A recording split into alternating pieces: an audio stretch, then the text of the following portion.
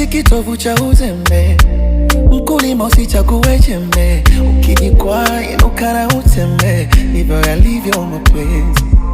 Ukiendekeza mawazo neza ukala sembe, hivi unajua wangapi wako milembe.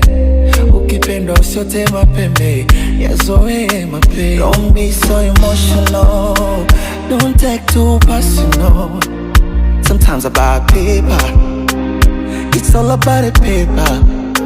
Don't be so emotional, don't take too personal. You can try again later, you can find even better.